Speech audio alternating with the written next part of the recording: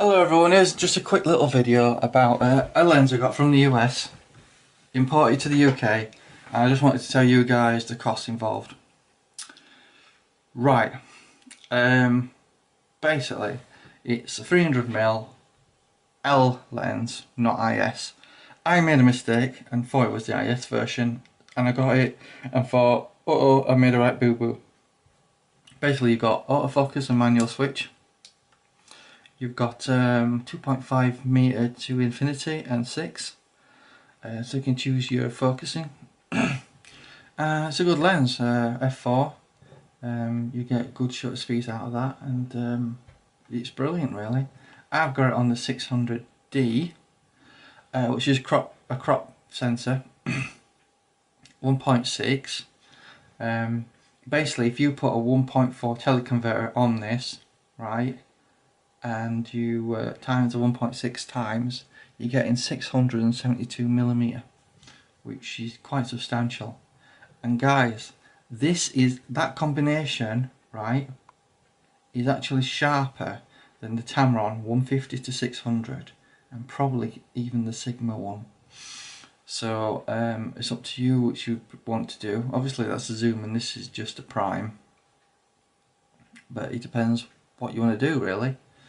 I may consider getting the Tamron in the future, but at the moment I'm toying up with the idea of getting a 70 to 200 2.8 with a 2 times teleconverter on that, giving me like 400.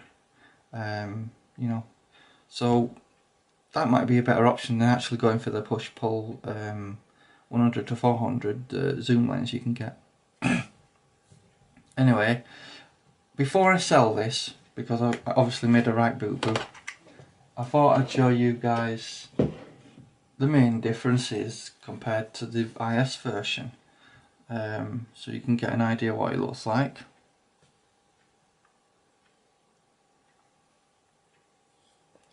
It's quite a nice lens.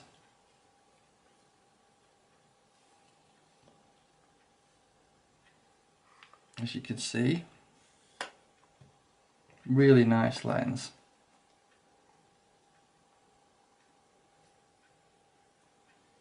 And that is the 300mm f4 L lens.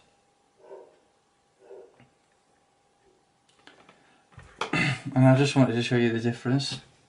This is the IS version. Looks pretty much the same really, apart from the fact I've got this neoprene cover. If you want to get hold of one of these, which is a good idea, make sure you get the right one. They are on eBay, but they're not cheap, so you're talking around £40, but it'll last, you know, and protect your lens. And if you want to sell it later on, that's probably a good idea.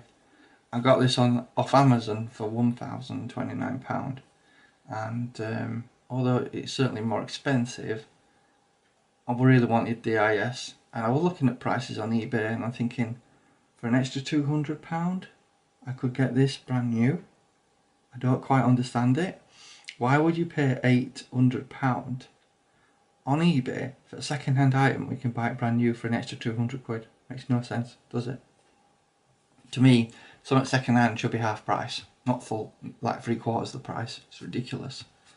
So the only difference is obviously the layout of this lens, because obviously the focusing is a bit different, because on there you've got 2.5 meters to infinity and 6 meters to infinity. On here you've got 1.5 meters to infinity and 3 meters to infinity. I didn't realise that, you know. That means this lens is 10 times better than this one really. And you've got stabilization. Let's see if I can pull that back for you.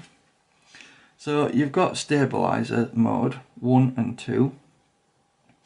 I believe 1 is for going panning across, and another mode 2 is for if you're going up and down.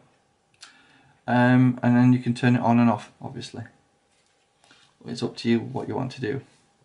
But physically, the lens is around the same size. Let's do a little measure up.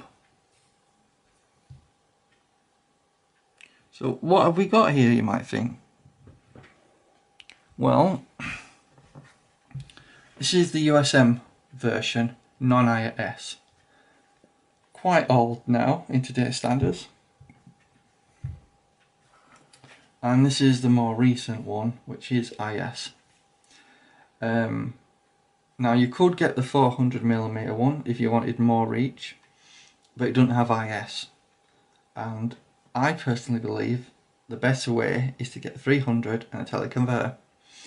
The quality, according to many reviewers and I've scoured the internet for people's opinions, is yes, the 400 is slightly better, but not vastly better. And in regards to the 300, it's definitely a lot sharper than the 100 to 400 zoom. And I suspect it's even sharper than the Mark II version that's just come out. So, that's my lenses. Obviously, I wanted to do this video before I sell this, because it's presently on eBay. And we'll see if I get a good price for it. I just hope to get my money back, but from the way bidding is going at the moment, it looks like I'll probably lose £100 or so. Which I'm probably getting the money but that I paid for it originally for. It's just the import duty can be quite steep, so keep that in mind, guys. That what might seem a good idea, might seem cheap buying it abroad because of the strong pound compared to the US dollar. Obviously it's not as strong as it used to be.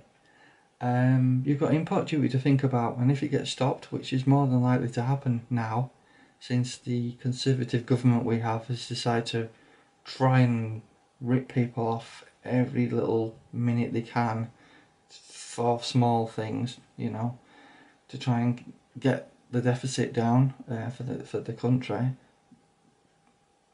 We're having to pay for the mistakes of the rich cats, basically. So that's why your item might get stopped in customs, not because you know, there's something wrong with your item or you're trying to do something bad. It's because they're trying to screw you, basically. So keep that in mind. My advice, if you're going to buy something, make sure it's within the EU. That way it's free in terms of import duty and it'll skip straight through. That's what I found to be the case. Anyway, this is my little roundup of the two lenses I have. Obviously it's not an in-depth video. I just wanted to show you a comparison of sizes. They're more or less the same sort of weight. Collar wise, the tripod collar is a bit bigger on the new version that I've got. Length, I would probably say the new one is probably 5mm longer, not much. But I do like the tripod collar better because it's longer, more substantial. Yeah. But it's good to have a tripod collar anyway. So my advice, if you do get a long lens, get yourself a nice cover. And that's that. But since you're here and you're watching my video, I'm going to show you another lens I bought.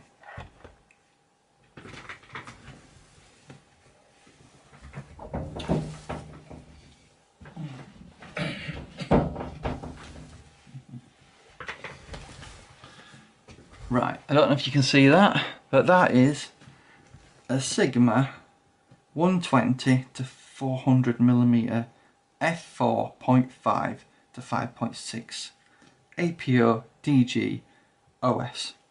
That's basically optical stabilizer. and I thought I'd show you this. So in fact this is a bit of an unboxing really. Let's see if we can get it out. Comes in a nice case. So what do you get in the box?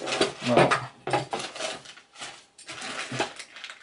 you get some straps.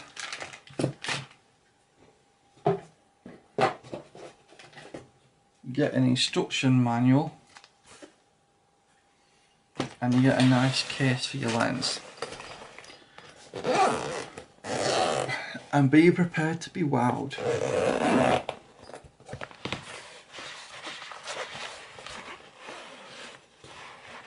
Now I bought this lot off eBay. It was classed as second hand but almost new. And there you go. That is the Sigma 120 to 400 YPO APO lens.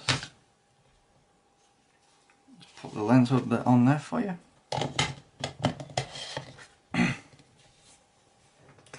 Now, obviously this lens has optical stabilizer, has 1 and 2 mode, just like the Canons, autofocus and manual obviously, and a nice tripod collar. What I like about these tripod collars is they have grooves in them, so you can hold on to them like that and grip them with your hand.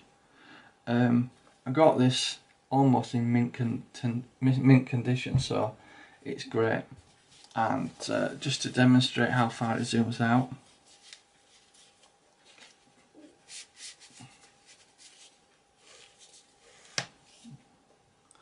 there you go, it zooms quite far out. Now I'm actually selling this on eBay to get rid, and you might be asking why. Believe it or not, I was led to believe it was really sharp compared to the 50 to 500mm lens, and I thought it would be better because 400mm is not quite going the extremes that the Sigma 50 to 500 or 150 to 500 does, and I thought this is going to be quite sharp, really sharp in comparison. And obviously maybe I'm a little bit spoilt using the Canon lens, but I thought it'd be near enough decent quality. But after literally spending half an hour of using this and taking a few test pictures and looked at them, they seemed quite soft to me, and the sellers seemed to think it was the best out of the 500mm, and sorry, but it's an okay lens, as some reviewer said. I sort of was misled a little, I think. This nice European cover, again off eBay, it's about £50, £40, 40 to £50 depending on who you get it from. But they're quite nice, but you have to be careful which ones you get. And that's the Sigma lens. So the 120 to 400, the 50 to 500, the 150 to 500 lenses are not really very sharp. According to Ray, who's on YouTube, and he knows who he is, I just want to say hello. He's got some marvellous lenses. If you check in the description, you'll find a link for it. But I just wanted to say hello, Ray. And yeah, from his videos it seems to me that his 150 to 600 could be a lot sharper than those 500s. But he does have the sport version of the lens. He also has a 2.8 which he thinks is really sharp, and the, I think it's, is it 300 to 800? The reason that lens is sharp, Ray, is because it's based on a prime lens, if you're watching this. So obviously that's going to be really sharp, comparable to any Canon prime lens in my opinion. So This is the roundup of my videos. I just wanted to show you guys the pitfalls of buying a lens from another country, and be careful of import duty and taxes, because they could sting you. And just be savvy about where you buy things from. In general, if you're in the EU, it doesn't matter. If you're not in the EU, go on some of those calculator sites online. You can find them, they're quite easy, and then work out your calculations. They give you a rough idea what you'll pay. And they're more or less bang on right. You know, they're more or less right most of the time. I think they more or less got my calculations right. I think I was quoted around the £100 mark. But since I got a teleconverter with that lens, it was around 117. I'll give you another example. I bought a APO 1.4 teleconverter from Japan. It was only worth about £70. I paid £30. 15 of that was in VAT and tax. The other 15 was a holding charge by Parcel Force. So it isn't always worth it buying cheap from other countries with exchange rates that seem really good. So be careful, guys. And that's my roundup of lenses. So if you want really sharp pictures, I would probably avoid the Sigma's 500mm lenses and the 400 that I've got here. It sounds like Ray's 600mm he's got sounds quite sharp, and from what I hear, the Tamron 150 to 600 and the Sigma 150 to 600 are comparably sharp, while the Sigma is probably a little bit sharper. That's what a lot of reviewers are saying. So I hope this video has been helpful. Maybe it's helped you avoid getting this lens. Personally, if you want to be absolutely sure, get yourself a Canon, like I have. If you want something in the lower end, in terms of Canon, and you want quality, think about the 70 to 200 2.8s. Those lenses are really sharp. You can always put a converter on them if you want. Anyway, that's my roundup of my lenses. I probably will make other videos, but I just wanted to say thanks for watching, and take care. Bye bye.